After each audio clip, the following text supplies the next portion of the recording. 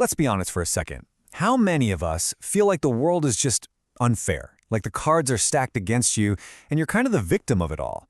It's so easy to collect all those little injustices, right? To let that resentment build up and just wonder, why me? Why is there so much suffering?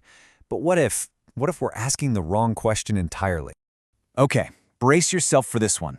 Life is suffering. Now, hold on. I know that sounds incredibly pessimistic, but it's not meant to be. It's the starting line. It's the one truth that basically every major religion and philosophy has wrestled with forever. See, Jordan Peterson's whole point is that this is the baseline. All the terrible things, illness, betrayal, natural disasters, death, they aren't bugs in the system. They are the system. That tragedy you're going through, it's not some cosmic mistake. It's part of the game. And that leads us to a really brutal but absolutely necessary question. When you're staring all that suffering in the face, it is so easy to just throw your hands up and say the world is evil, existence is corrupt, right? But what if there's another option? What if the problem isn't the world, but that you're just not ready for it? What if that bitterness you're holding on to isn't some noble response to tragedy, but just an excuse, a way to dodge taking any real responsibility? And that is the core challenge of 12 Rules for Life. Look, this is not one of those self-help books filled with fluffy affirmations that tell you you're perfect just the way you are. Nope, it does the exact opposite. It gives you something way more valuable, a straight-up set of principles for dealing with the harsh reality of being alive. It's a guide for facing down chaos head-on without letting it turn you into a bitter, resentful mess. Think of it less like a self-help book and more like a survival manual. So, okay, where do we even start on this whole survival journey? Well, it's not with some huge philosophical concept. It's with something incredibly simple, something physical, your posture. That's right. Rule number 1 is to stand up straight. And trust me, this is about way more than just looking confident. It's a signal you send to the deepest, most ancient parts of your brain that you are willing, you are ready to take on the weight of being. To really get why this matters so much, we have to look at something that's been around for literally hundreds of millions of years. It's called the dominance hierarchy. And no, this isn't some human invention. It's a fundamental part of nature. All sorts of creatures, from monkeys all the way down to shellfish, organize themselves this way based on competence. And to see just how deep this programming runs, Peterson tells us to look at, of all things, a lobster. Yeah, a lobster. Its nervous system is pretty basic, but it tells us so much about ourselves. See, when two lobsters fight over territory, something fascinating happens in their brains. The winner gets a big shot of serotonin. And what does it do? It stands up taller, puffs its chest out, basically becomes Mr. Confident. The loser? Its serotonin levels plummet. It hunches over, gets timid, and will probably run from the next fight. And here's the crazy part. Our brains are wired with the exact same ancient software. This whole thing creates a powerful feedback loop, right? You feel defeated, so you slouch. But then, slouching sends a signal back to your brain that says, yep, I'm defeated. So you feel even less confident, more anxious, and guess what? People start to treat you that way, which just proves you right. It's a downward spiral. But, and this is the whole point, the loop works both ways. You can be the one to break the cycle. Just by choosing to change your posture, you can actually start to rewire your brain chemistry and change how you see yourself. So you see, stand up straight with your shoulders back isn't just some quaint advice your grandma gave you. It's a direct command to your own biology. It's the physical act of accepting responsibility. You're sending a message, not just to the world, but to yourself, that you're ready to face whatever's coming. It is the very first step you take out of chaos. All right, so you're standing up straight, you're ready to face reality. But what is that reality exactly?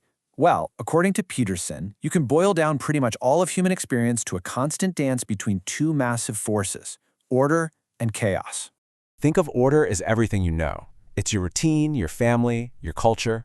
It's the map you use to get through the day. It's safety, it's predictability. But too much order, that's tyranny, that's stagnation. Then you have chaos. Chaos is the great unknown. It's what happens when you get fired or get a terrifying medical diagnosis or relationship implodes. It's scary as hell, but it's also where everything new comes from, all potential, all possibility. So, a life stuck only in order is boring and dead. A life drowned in chaos is a catastrophe. The sweet spot, the place where life is actually meaningful, is right on the razor's edge between the two. And this is exactly why chasing happiness is frankly a fool's errand. Happiness, it's temporary. It's a flash in the pan. It's what you get when you satisfy a quick craving. But pursuing meaning, that's a whole different ballgame. Meaning is what gets you through the tough times. It's what you find when you voluntarily pick up the heaviest load you can handle, when you walk into the chaos and build something good. Meaning isn't happiness. It's the antidote to suffering. I mean, just think about the story of Alexander Solzhenitsyn. Here's a guy imprisoned in a Soviet labor camp. He had every single reason in the world to be bitter, to curse God and the state and everything else, but he didn't. In the middle of absolute hell on earth, he looked inward. He started cataloging his own mistakes, the little lies he told, the ways he failed to live up to the truth. And in the middle of all that horror, he found meaning, not by blaming everyone else, but by deciding to live truthfully. In that choice, it made even that life worth living. Okay, so if finding meaning is all about facing chaos and living truthfully, how in the world do we actually do that? Well, Peterson's answer is simple. You don't start by trying to fix the world. You start by fixing yourself. You start with the one thing you actually have control over, your own little corner of the universe. And this brings us to probably his most famous rule of all. Set your house in perfect order before you criticize the world. It sounds so simple, but man, is it a challenge. It means stop pointing your finger at society, at the government, at your boss. Before you do any of that, take a hard look at your own life. Is your room a disaster? Are your finances a mess? Are your relationships toxic? Have you dealt with that resentment that's eating you alive? The point is, you have zero right to try and fix the world's problems if you can't even sort out the chaos in your own backyard. And this, by the way, is a massive critique of ideology. You know what an ideologue is? It's someone who takes one simple idea, just one, and pretends it explains everything about our incredibly complex world. It's a dangerous shortcut. It makes you feel morally superior without having to do any of the hard, messy work of fixing yourself first. It's basically a fancy way to hide from your own responsibilities. So, just like you bring order to your room, you have to bring order to your mind. And the main tool you have for that? Your words. This gets us to another huge rule. Be precise in your speech. Stop being vague. Stop hiding from the truth. If there's a problem in your relationship, say what it is. If you have no idea what you're doing with your life, admit it. You have to name the dragon before you can fight it. Because if you can't even put it into words, you have no chance of fixing it. And why does this matter so much? Because your entire reality is built on your words. Every single time you tell a little white lie, every time you act in a way that's not true just to avoid a little discomfort, you're weakening your own character. You're putting a little crack in the foundation. You're messing up your own map of the world. And when a real storm comes, and trust me, it will come, that weak, fragile structure you've built is just going to crumble. Telling the truth, or at the very least refusing to lie, that's what makes you strong enough to weather the storm. So when you start putting all this stuff together, really doing it, standing up straight, living on that edge between order and chaos, cleaning your room, telling the truth, something amazing starts to happen.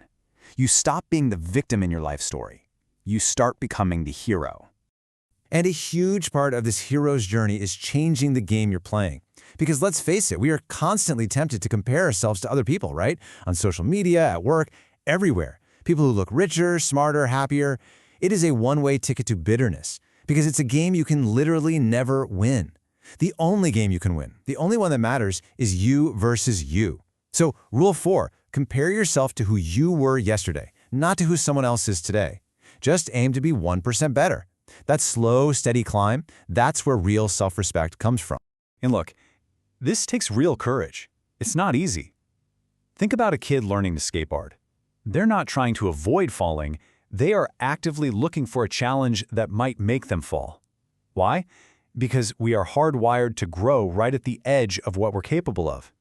The only way to get stronger is by facing things that are hard, things that are uncertain, things that scare you a little bit. You don't get strong by hiding in a safe little bubble. You get strong by walking out into the storm and proving to yourself you can handle it. And this brings us to the biggest takeaway of all. The absolute best way to make the world a better place? It's not to go join a protest or scream online. It's to become a better person. Seriously. Someone who is competent and honest and can be counted on. That person makes their family better. They make their workplace better. They make their community better. That positive change just ripples out from you. You see, a world full of strong, responsible people is the best defense we have against tyranny on one side and chaos on the other. So in the end, the ultimate challenge this book lays down isn't some grand political theory. It's intensely personal. It's this. Can you become the person that, when tragedy inevitably hits your own family, and it will, can you be the rock The pillar of strength? Can you be the one that everyone else leans on because you've actually done the hard work of getting your act together? That's the journey. So, stop lying. Stand up straight with your shoulders back and be the person who can be relied upon at your parents' funeral. Become the person the world is crying out for you to be.